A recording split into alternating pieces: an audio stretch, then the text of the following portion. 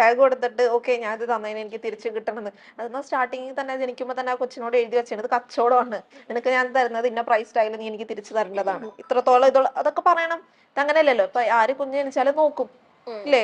നമ്മളൊരു പൂച്ചക്കുട്ടീനെ വളർത്തുന്നത്, നമ്മൾ അതിന് ഫുഡ് കൊടുക്കുന്ന, അതിന് കൊടുക്കണത് സർവൈവ് ചെയ്യണമെങ്കിൽ കൊടുക്കണം. അതിനെന്തെങ്കിലും വയ്യായികം വന്ന ഹോസ്പിറ്റലിൽ കൊണ്ടുപോകണം. അതൊക്കെ ബേസിക് ആയിട്ടുള്ള കാര്യങ്ങൾ. അതിനെ വെച്ചിട്ട് ഇങ്ങനെ പറയുന്ന ആൾക്കാരോട് ഒന്നും കൂടെ റീതിങ്ക് ചെയ്യാനേ പറയാൻ പറ്റത്തുള്ളൂ. അവരെ മക്കളോർത്തിട്ട് സഹതാപം തോന്നുന്നത്, പാവന്ന് തോന്നുന്നുണ്ട്. ഏത് പോയിന്റിലാണ് അതിലേക്ക് ഷെൽട്ടർ ഹോമിലേക്ക് ചേഞ്ച് ചെയ്യാം? എന്നെ വീട്ടുകാർ വീണ്ടും മാനിപ്പുലേറ്റ് ചെയ്തോണ്ടിരിക്കണം ഒരുപാട് പ്രാവശ്യം. അതിലിപ്പോഴും കുറച്ച് സെന്റിമെന്റ്സ് ഉള്ള കൂട്ടത്തിലാ തോന്നണം അല്ലെ നൂറ്? ഇടയ്ക്ക് ഉമ്മേനെ വിളിക്കുക, അല്ലെങ്കിൽ ഉമ്മയല്ലേ,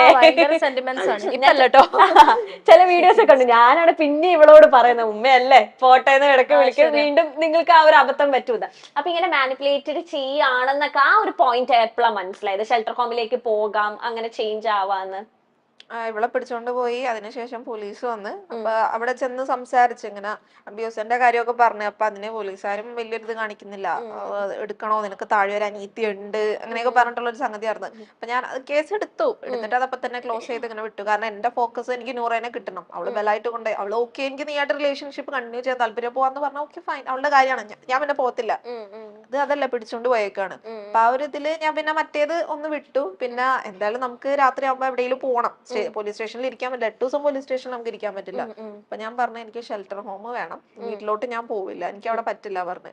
അവിടെ അപ്പുറത്ത് ഫാദർ ഒക്കെ സംസാരിക്കുന്നത് ഞാൻ കേട്ടതാ. അവരെ അബ്യൂസ്ഡ് ആയിട്ട് ഇവളെ പാരന്റ്സും റിലേറ്റീവ്സും പറയണം ഒന്നും നടക്കാത്ത പോലെ പറയണേ പോലീസിനോട്, ഞങ്ങളെ പറ്റി ഒന്നും കുറ്റം പറയല്ലേ എന്നുള്ളത് മാനിപ്പുലേറ്റ് ചെയ്ത്. അത് ഇവള് സമ്മതിച്ച് ഞാൻ പറയുന്നത്. പക്ഷെ അവര് വന്നതിന് ശേഷം ഞാൻ പറഞ്ഞു, കാരണം അല്ലെങ്കിൽ ഞാൻ അവിടെ എന്താവും എനിക്ക് അറിയില്ല, എന്റെ നിലനിൽപ്പ് എനിക്ക് നോക്കണമല്ലോ. ഞാൻ പറഞ്ഞു എനിക്ക് ഇനി അവരോട് പോകാൻ പറ്റത്തില്ല എന്ന് പറഞ്ഞു. എന്നെ മാറ്റണം പറഞ്ഞു, ഷെൽട്ടർ ഹോമിലോട്ട് മാറ്റി. പക്ഷെ അവിടെയും ഫോണൊന്നും കൊടുക്കരുത് എന്ന് വീട്ടുകാർ പറഞ്ഞതിന്റെ ഇതിൽ എനിക്ക് ഫോണൊന്നും അങ്ങനെ കിട്ടിയിട്ടൊന്നുമില്ല. അപ്പൊ അതിന്റെ ഒരു ഇന്ന സമയം ഇത്ര ഒരു ടൈമിനുള്ളിൽ ആ ഒരു ടൈം മാത്രമേ ഫോണ് കിട്ടത്തുള്ളൂ, അങ്ങനത്തെ ഒരു സംഭവം ഉണ്ടായിരുന്നു. പിന്നീട് അങ്ങോട്ട് മാറി. പക്ഷെ അങ്ങോട്ട് മാറിയപ്പോ അവിടെയും കുറെ ഒറ്റക്ക് ആയിട്ടുള്ള ഒരാൾക്കാരാ. അപ്പൊ എനിക്ക് അത് ഭയങ്കര ബുദ്ധിമുട്ടായി. ഭയങ്കര അവിടെ ഉമ്മയൊക്കെ വന്ന് കാണാൻ വന്നിട്ടുണ്ടായിരുന്നു, ഉമ്മയും കസിൻസ് ഒക്കെ വന്ന് കാണാൻ വന്നിട്ടുണ്ടായിരുന്നു. ഓക്കെ. അപ്പൊ അങ്ങനെ വന്നിട്ടുണ്ട്. അപ്പൊ ഭയങ്കര ഇമോഷണൽ ആയിരുന്നു. അപ്പൊ ആരും ഇല്ലാന്നുള്ളൊരു തോന്നലൊക്കെ ആയിപ്പോയി. നമ്മള് കോണ്ടാക്റ്റിൽ എന്തായി അറിയില്ല, സൗദിക്ക് കൊണ്ടുപോയോ, അപ്പൊ അങ്ങനെയൊക്കെ ഉള്ള ഒരു ഇതുള്ളത് കൊണ്ട് എങ്ങനെയൊക്കെയോ 8 ദിവസം പോയി. പക്ഷെ അതൊരു 8 വർഷത്തിന്റെ ഒരു ഇതായിരുന്നു എനിക്ക്. അതെ അതെ അതെ.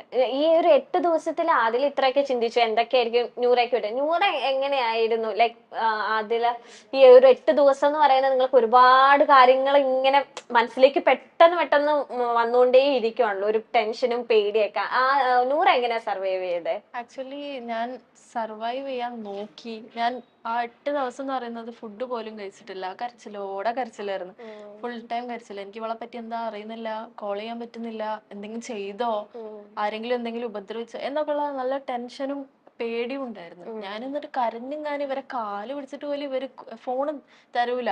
ഫോണ് തരുമോന്ന് ചോദിച്ചാൽ പറയാ അത് പോലീസ് എടുത്തു വെക്കാൻ പറഞ്ഞിരിക്കുന്നു. ആർക്കും എടുക്കാൻ പറ്റില്ല. ഓക്കെ, ആർക്കും എടുക്കാം, എല്ലാരും കൂടെ ചേർന്ന് കളിക്കുന്ന കളിയാണിത്, അതെടുക്കാൻ പറ്റൂല. അതില ഓക്കെയാണ്.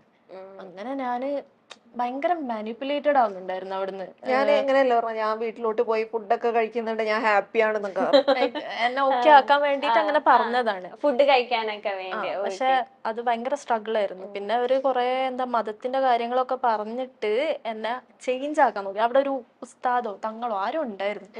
അയാളാണ് ആ ഒരു 8 days സംതിങ് എന്റെ കൂടെ ഉണ്ടായിരുന്നു. അയാൾ ഇങ്ങനെ സംസാരിച്ചോണ്ടിരിക്കുക എന്നോട്, ഒറ്റ സമയം പോലും ഇങ്ങനെ വിടാണ്ട് സംസാരിച്ചോണ്ടിരിക്കുക, like change my mind. Okay, ഇപ്പൊ ഇസ്ലാമിക് രീതിയിൽ ഒരു ഇത് തരുവാണ്, ഒരു പ്രീച്ച് തരുവാണ് മാറാൻ വേണ്ടിയിട്ട്.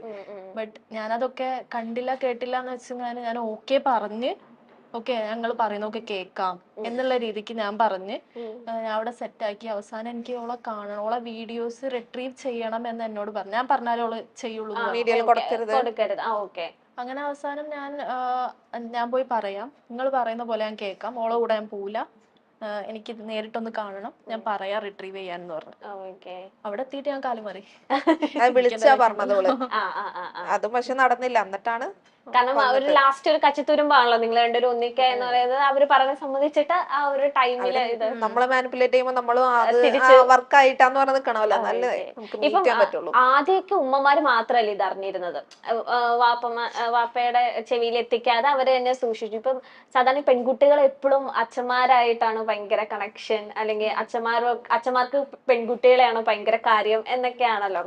കൂടുതൽ ഒരു അഫെക്ഷൻ ഒക്കെ നമുക്ക് ലേഡീസിന് അച്ഛന്മാരോടാണ് തോന്നുന്നത് എന്നൊരു ടാഗ്ലൈൻ നമ്മുടെ സൊസൈറ്റിയിലുണ്ട്. അപ്പൊ നിങ്ങൾക്കിപ്പം ആ സമയത്തൊക്കെ വാപ്പമാരോട് എങ്ങനെയായിരുന്നു കണക്ഷൻ? ഈ എങ്ങനത്തെ ഉള്ള ഒരു ബന്ധമായിരുന്നു നിങ്ങളുടെ? എന്റേത് പറയുകയാണെങ്കിൽ എന്റെ ഉപ്പ എന്നോട് ഓവർ സംസാരിക്കാറില്ല. ഓക്കെ, ഇഫ് ചെറുപ്പം തൊട്ടാണെങ്കിൽ പുള്ളി ഓവർ സംസാരിക്കില്ല, മക്കളോടൊന്നും അങ്ങനെ ഒരു കണക്ഷൻ ഒന്നും പുള്ളിക്കില്ല. ജസ്റ്റ് എന്തെങ്കിലും സാധനം വേണം അല്ലെങ്കിൽ എനിക്ക് ഇന്നത് വേണം എന്ന് പറയുമ്പോൾ വാങ്ങിത്തരും. ഓക്കെ, അല്ലെങ്കിൽ എന്തെങ്കിലും വേണം അങ്ങനെ പറയുമ്പോൾ വാങ്ങിത്തരും, പ്രൊവൈഡ് ചെയ്യും. അല്ലാണ്ട് പുള്ളിയായിട്ട് നമ്മളായിട്ട് ടൈം സ്പെൻഡ് ചെയ്യുക അല്ലെങ്കിൽ നമ്മളോടൊന്ന് സംസാരിക്കുക, ഇന്ററാക്ട് ചെയ്യുക, അങ്ങനെ യാതൊരു സംഭവവും പുള്ളിക്കില്ല. പിന്നെ ഈ ഉമ്മ ആണ് മക്കളോടൊക്കെ അധികം സംസാരിക്കല്, പക്ഷെ അതും അത്ര ഓക്കെ അല്ലായിരുന്നു. അതിലേക്ക് എങ്ങനെയായിരുന്നു? ഫാദറായിട്ട് അറ്റാച്ച്ഡ് ഒക്കെ ആയിരുന്നു, പക്ഷെ ആ ഒരു സംഭവമൊക്കെ കാരണം പിന്നീട് ഇങ്ങനെയുള്ള ഒരു മനുഷ്യനെയാണല്ലോ അത്ര അറ്റാച്ച്ഡ് ആയിട്ട് വെച്ചെന്നുള്ളൊരു ഇത് തോന്നിയിട്ടുണ്ട്. ഈ ഒരു ടൈമിലാണ് പപ്പ ഭയങ്കരമായിട്ട് റേസ് ആയതും കാര്യങ്ങളൊക്കെ. അതുവരെ നിങ്ങൾ ഭയങ്കര കമ്പനി പറഞ്ഞ ആള് ഞാൻ പറഞ്ഞല്ലോ പ്രശ്നങ്ങൾ ഉണ്ടാവും, പക്ഷെ നമ്മള് ആ ഒരു ഇതില് നമ്മളിപ്പോ മക്കളായിട്ട് പ്രശ്നം ഉണ്ടെങ്കിൽ എന്ത് കാട്ടിയാലോ നമ്മുടെ ഉള്ളിൽ ഒരു വിഷമം ഉണ്ടാവും ആ ഒരു ടൈമിലൊക്കെ. പക്ഷെ നമ്മള് വേറെ ആരും ഇല്ല, നമ്മള് അവരോട് എപ്പോഴും കാണണേക്കല്ലേ ഒരു വീട്ടിൽ. നമ്മളങ്ങനെ എനിക്കങ്ങനെ മുഖം കടിച്ചു പിടിച്ച് ഒരു എൻവയോൺമെന്റിൽ നിൽക്കാൻ പറ്റാത്ത ഒരാളാ. ഇങ്ങോട്ട് വന്ന് മിണ്ടില്ല, ഞാൻ അങ്ങോട്ട് പോയി മിണ്ട, അങ്ങനെയൊക്കെ ഉണ്ടായിരുന്നു. അങ്ങനെയൊക്കെ ഉണ്ടായിരുന്നു. ഇപ്പൊ നൂറയ്ക്ക് സിസ്റ്റേഴ്സ് അല്ലേ? ഒരു ബ്രദറുണ്ട്. ഇപ്പൊ രണ്ട് സിസ്റ്റേഴ്സ് നൂറേനെ മനസ്സിലാക്കും എന്ന് എപ്പോഴെങ്കിലും വിചാരിച്ചു? അവരെങ്കിലും എന്റെ ഒപ്പം ഉണ്ടാവും അങ്ങനെ എപ്പോഴെങ്കിലും വിചാരിച്ചിരുന്ന? ഓല് മനസ്സിലാക്കും. എനിവേസ് ഇപ്പൊ പാരന്റ്സ് കാണുന്നത് എന്താണ്, ഓളെന്റെ മോളാണെന്ന് പോലും നോക്കാണ്ട് കൊല്ലാൻ വരെ ശ്രമിക്കുന്നുണ്ട്. But at the end of the day ഞാനും ഓലെ സിസ്റ്റർ തന്നെയാണ്. ഓക്കെ, ഓൾക്ക് എന്തായാലും എന്താണ് ഓലെ മനസ്സിൽ എന്തായാലും ഞാനുണ്ടാവും.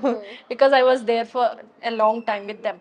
അപ്പൊ ഓൾക്ക് എന്തായാലും ഓലെ മനസ്സിൽ ഉണ്ടാവും. ആസ് എ സിസ്റ്റർ ഞാൻ എന്താ ഗോ ത്രൂ ചെയ്തെന്നൊക്കെ ഓല് കണ്ടതാണ്. അപ്പൊ ഉറപ്പായിട്ടും ഓല് മനസ്സിലാക്കും. നമ്മള് കണ്ടിരുന്നു തൊട്ട് താഴെയുള്ള സിസ്റ്ററിനെ. കണക്ഷൻ ഉണ്ട്. ഇപ്പൊ ഇല്ല, വീട്ടില് പ്രശ്നമായി. നമ്മള് അവർക്ക് ഇൻട്രസ്റ്റ് ഉണ്ട് നൂറേനെ കാണാനും. പക്ഷെ പാരന്റ്സ് അവിടെ ഒരു ബാരിയർ ആയിട്ട് വരുവാണ്. ഓക്കെ. ഏറ്റവും അടുപ്പമുള്ള ഏത് സിസ്റ്ററിനോടായിരുന്നു? സെക്കൻഡ് സിസ്റ്റർ തൊട്ട് താഴെ ഏറ്റവും കാര്യങ്ങൾ ഷെയർ ചെയ്യും? തൊട്ട് താഴെ ഉള്ളത്. ഓക്കെ, ഞാൻ ഭയങ്കര ക്ലോസ് ആയി. ഈവൻ റിലേഷൻഷിപ്പ് ഒക്കെ അറിയാം, പക്ഷെ റിലേഷൻഷിപ്പിന്റെ കാര്യം ഞാൻ അങ്ങനെ ഓളോട് പറയലില്ല. പക്ഷെ ഞാൻ പറയലുണ്ട് ഓളോട്. എന്തായാലും അവള് നമ്മള് കണ്ടപ്പോ പറഞ്ഞായിരുന്നു എന്നെ പിടിച്ച് പിന്നെ ഞാൻ അതിനെ പറ്റി ഒന്നും ബോധരെ, കാരണം എനിക്കറിയാം നീ പോകുന്നു. ഞാൻ ഓളോട് ആ വീട്ടില് ആരോടാണ് ഓപ്പൺ അപ്പ് ചെയ്തെന്ന് ചോദിച്ചില്ലേ, ഞാൻ ഓളോട് പറഞ്ഞിട്ടുണ്ടായിരുന്നു. അതായത് മിന്നു ഞാൻ ഇവിടുന്ന് ഇറങ്ങും എന്തായാലും, കാരണം പാരന്റ്സിന്റെ ഈ ഒരു സ്റ്റേറ്റ് ആൻഡ് ഓൾ എനിക്ക് പറ്റൂല, ഞാൻ ഇവിടുന്ന് എന്തായാലും ഇറങ്ങും, എനിക്ക് ഇൻഡിപെൻഡന്റ് ആവണം, എനിക്ക് വേണ്ടി ജീവിക്കണം. അപ്പോൾ പറയും yes you can do it's your life, അത്രേ ഉള്ളൂ പറയുള്ളൂ. അതിൽ കൂടുതലൊന്നും പറയൂല.